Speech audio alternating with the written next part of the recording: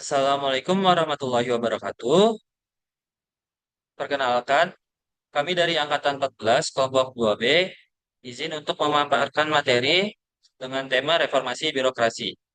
Sebelum dimulai materinya, izinkan kami untuk memperkenalkan diri kami.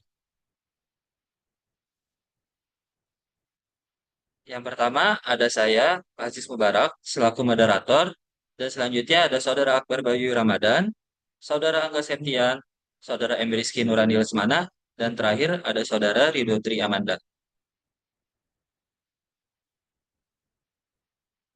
Untuk materi pertama akan dijelaskan oleh Saudara Angga Septian. Kepada Saudara Angga Septian, waktu dan tempat dipersilakan. Terima kasih atas kesempatannya, Saudara Moderator. Izinkan saya menyampaikan tentang pendahuluan. Pendahuluan adalah reformasi birokrasi merupakan salah satu prioritas nasional yang bertujuan untuk meningkatkan kualitas tata kelola pemerintahan agar lebih efektif, efisien, transparan, dan akuntabel. Reformasi birokrasi merupakan salah satu prioritas nasional yang bertujuan untuk meningkatkan kualitas tata kelola pemerintahan agar lebih efektif, efisien, transparan, dan akuntabel. Dalam era globalisasi, birokrasi dituntut tidak hanya untuk menjalankan fungsi administratif, tetapi juga mampu memberikan pelayanan publik yang cepat, tepat, dan responsif terhadap kebutuhan masyarakat. Berbagai isu global turut mempengaruhi pentingnya reformasi birokrasi. Selain itu, perkembangan teknologi digital menuntut pemerintah untuk menerapkan sistem pelayanan berbasis elektronik e-government agar lebih mudah diakses dan transparan. Dengan demikian, reformasi birokrasi menjadi salah satu langkah penting dalam menghadapi tantangan global. Keberhasilannya akan berdampak pada meningkatnya kualitas pelayanan publik, kepercayaan masyarakat, serta daya saing nasional. Terima kasih atas kesempatannya. Saya kembalikan lagi kepada saudara moderator. Terima kasih. Baik, terima kasih kepada Saudara Angga Septian.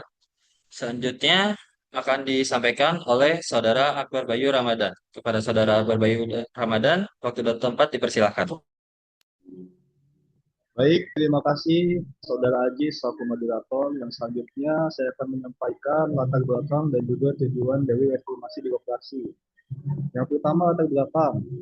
Globalisasi dan perkembangan teknologi menuntut pelayanan publik yang cepat, tepat, dan juga responsif. Yang dimana dalam pelaksanaannya, birokrasi di Indonesia masih menghadapi berbagai permasalahan. Salah satunya seperti rendahnya kualitas pelayanan publik, praktik KKN atau korupsi, kolusi, dan nepotisme, serta belum optimalnya kinerja ASN. Seiring dengan tuntutan masyarakat yang semakin tinggi terhadap pelayanan publik yang cepat, transparan, dan akuntabel, pemerintah perlu melakukan pembenahan secara menyeluruh terhadap sistem birokrasi. Hal ini juga diperkuat dengan dinamika global seperti perkembangan teknologi digital, era revolusi industri 4.0, serta kondisi cuaca, volatility, uncertainty, complexity, ambiguity yang menuntut birokrasi lebih adaptif dan juga responsif. Yang selanjutnya adalah tujuan reformasi itu sendiri, yaitu mewujudkan pemerintah yang bersih, profesional, dan pelayanan publik yang berkualitas. Nah, untuk mencapainya diperlukan strategi seperti penyederhanaan regulasi, peningkatan kompetensi aparatur, serta optimalisasi pemanfaatan teknologi informasi. Baik, terima kasih atas kesempatannya. Untuk selanjutnya saya kembalikan kepada moderator. Baik, terima kasih kepada Saudara Akbar Bayu. Selanjutnya akan dibacakan oleh Saudara M. Rizky Nurani Lesmana. Kepada Saudara M. Rizky Nurani Lesmana, waktu dan tempat dipersilakan. Baik, terima kasih Bapak Moderator yang telah memperkenalkan saya untuk menjelaskan materi berkaitan dengan permasalahan. Reformasi birokrasi bertujuan menciptakan ASN yang profesional, berintegritas, bersih dari KKN, dan mampu memberikan pelayanan publik yang optimal. Namun pada praktiknya masih terdapat beberapa permasalahan utama. Di antaranya yang pertama adalah rendahnya kualitas pelayanan publik. Rendahnya kualitas pelayanan publik masih menjadi permasalahan yang sering sekali dikeluhkan oleh masyarakat. Hal ini terlihat dari prosedur pelayanan yang cenderung berbelit-belit, kurangnya kejelasan informasi yang diberikan kepada masyarakat, serta sikap aparatur yang kurang responsif. Akibatnya, masyarakat merasa kesulitan dalam mengakses pelayanan publik sehingga menurunkan tingkat kepercayaan terhadap masyarakat.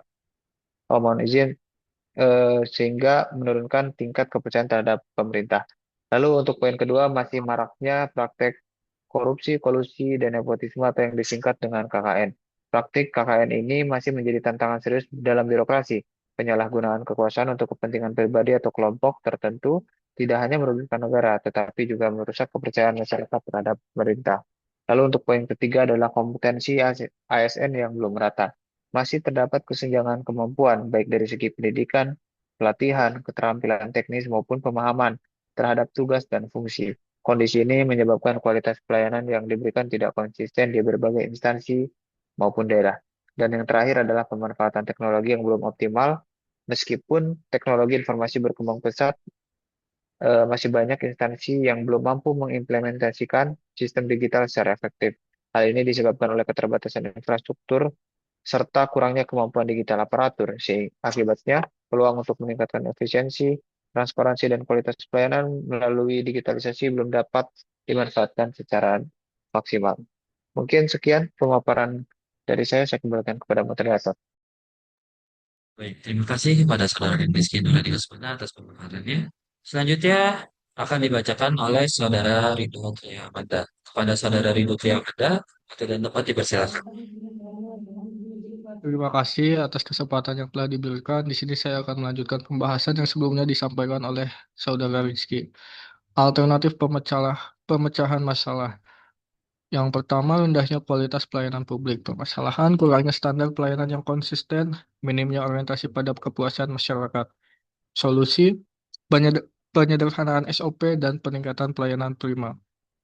Pelayanan prima adalah bentuk pelayanan terbaik yang diberikan kepada pengguna layanan masyarakat dengan tujuan memenuhi bahkan melampaui harapan mereka sesuai standar yang telah ditetapkan. Peningkatan pelayanan prima berarti upaya sistematis untuk membuat layanan semakin cepat, tepat, ramah, transparan, dan memuaskan bagi masyarakat. Dalam konteks sebagai penjaga tahanan di lapas, pelayanan prima bukan cuma soal keramahan, tapi juga profesionalitas, integritas, dan keadilan dalam memperlakukan warga binaan maupun pengunjung. Yang kedua, praktik korupsi, kolusi, dan nepotisme. Permasalahannya penyalahgunaan wewenang, konflik kepentingan dalam jabatan. Solusi dari permasalahan ini yaitu penguatan sistem dan pengawasan internal. Pengawasan internal adalah mekanisme pengendalian dari dalam organisasi untuk memastikan bahwa seluruh kegiatan berjalan sesuai aturan, prosedur, dan tujuan organisasi, serta mencegah penyimpangan seperti penyalahgunaan wewenang, pungli, atau pelanggaran disiplin. Penguatan sistem adalah memperbaiki dan menyempurnakan seluruh mekanisme kerja, aturan, sumber daya manusia, teknologi, dan pengawasan, supaya organisasi berjalan lebih efektif, transparan, dan tahan terhadap penyimpangan. Yang selanjutnya, kompetensi ASN yang belum merata. Bentuk permasalahannya yaitu kurang pelatihan dan salah penempatan. Solusi dari permasalahan ini, pelatihan berbasis kompetensi dan merit system. Pelatihan berbasis kompetensi adalah pelatihan yang dirancang untuk meningkatkan pengetahuan, keterampilan, dan sikap kerja attitude sesuai dengan standar kompetensi yang dibutuhkan dalam jabatan. Merit system adalah sistem manajemen ASN yang berdasarkan kualifikasi, kompetensi, dan kinerja. Pelatihan berbasis kompetensi dan merit system adalah fondasi penting dalam membentuk ASN yang profesional, adil, dan berintegritas. Dalam lingkungan lapas, penerapan keduanya akan menghasilkan petugas yang tidak hanya kuat secara fisik, tetapi juga kompeten dan layak secara kinerja. Yang keempat, budaya kerja yang belum profesional, kurangnya disiplin dan motivasi. Solusi dari permasalahan ini yaitu penerapan budaya kerja berakhlak. Penerapan budaya kerja berakhlak adalah bagaimana nilai-nilai dasar ASN benar-benar dijalankan dalam perilaku sehari-hari, bukan sekadar slogan.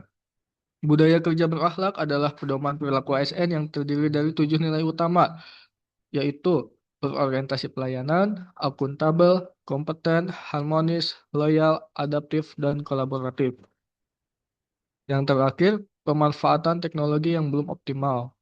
Permasalahannya, infrastruktur dan literasi digital rendah. Solusi dari permasalahan ini yaitu implementasi e-government.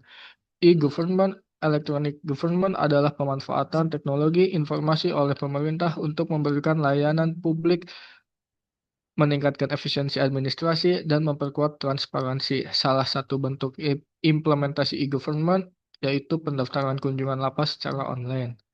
Sekian pemaparan materi dari saya. Selanjutnya saya kembalikan kepada moderator. Terima kasih.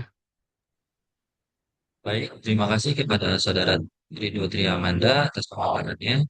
Sebelum kami akhiri, izinkan saya untuk menyampaikan kesimpulan yang dapat kami tarik dari pemaparan materi hari ini. Berdasarkan melalui permasalahan tersebut, dapat disimpulkan bahwa reformasi birokrasi merupakan langkah yang sangat penting dan mendesak untuk dilakukan. Berbagai kendala seperti rendahnya kualitas pelayanan publik, praktik KKN, kompetisi ASN yang belum merata, budaya kerja yang belum profesional, serta pemanfaatan teknologi yang belum optimal menunjukkan bahwa masih diperlukan perbaikan yang menyeluruh dalam sistem birokrasi.